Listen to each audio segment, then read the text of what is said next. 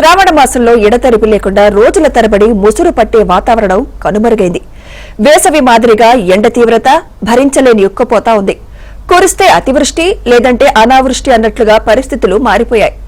ఏపీలోనే కాదు, దేశంలోని అనేక ప్రాంతాల్లో ఇదే పరిస్థితి. వర్షాలు అన్ని ప్రాంతాల్లో కురిసే పరిస్థితి మాయమైపోయింది.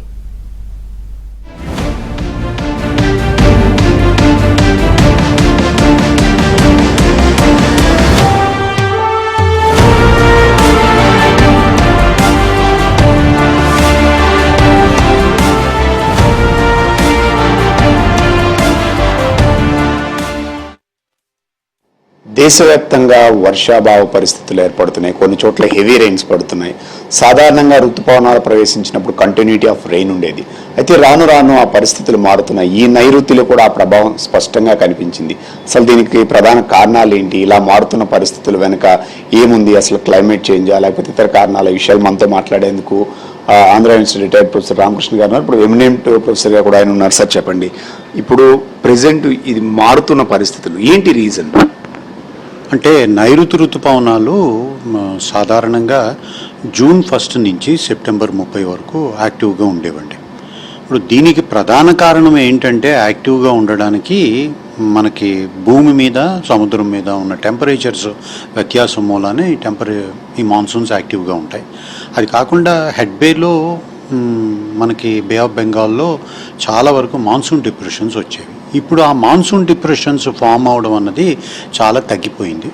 అది వేరే వాతావరణ కారణాలు, క్లైమేటిక్ చేంజ్ మూలన జరుగుతున్న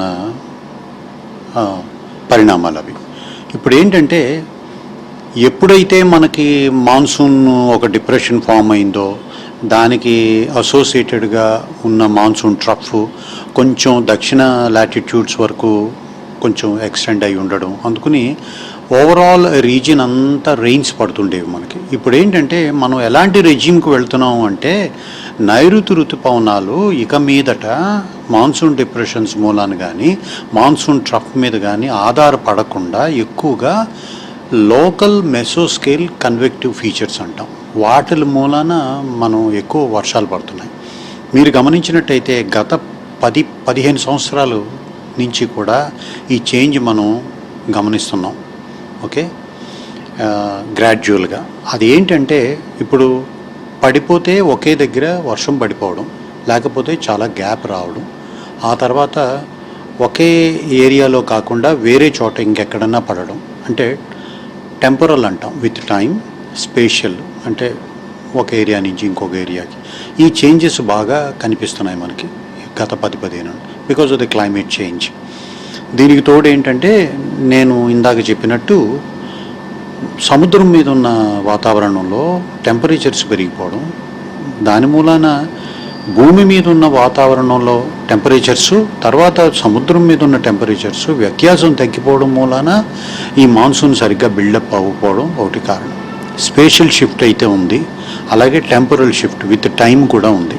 అదేంటంటే జూన్ 1 అంటే 1వ తారీఖు అంటే 2 రోజులు ఇటు అటులో వర్షాలు మనకి ప్రారంభమై ఒక మంచి వానలు పడుతుండేవి. ఇప్పుడు ఏంటంటే జూన్లో 30 రోజుల్లోనూ చాలా వరకు ఒక 7 రోజులు మినహాయించి, అది కూడా ఆన్సెట్ టైంలో మినహాయించి లాంగ్ గ్యాప్ వస్తుంది. జూలైలో కొంత, ఆగస్టులో పూర్తిగాను కొంచెం మనకి ఈ రెయిన్స్ అన్నవి పుంజుకుంటున్నాయి.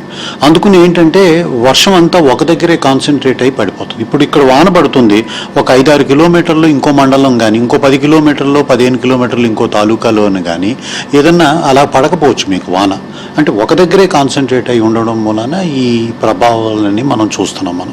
దీనికి ఏంటంటే జూన్లో తగ్గుముఖం పట్టిన వానలు ప్లస్ ఈ concentrated rains at one place, ఇవన్నీ చూస్తుంటే మనం ఏంటంటే వర్షాధారం భూములు కాకుండా మామూలుగా ఇరిగేషన్ ద్వారా కొంచెం మనం అగ్రికల్చర్ ప్రొడ్యూస్కి వెళ్ళడం మంచిది. వీడియోని నాయుడు.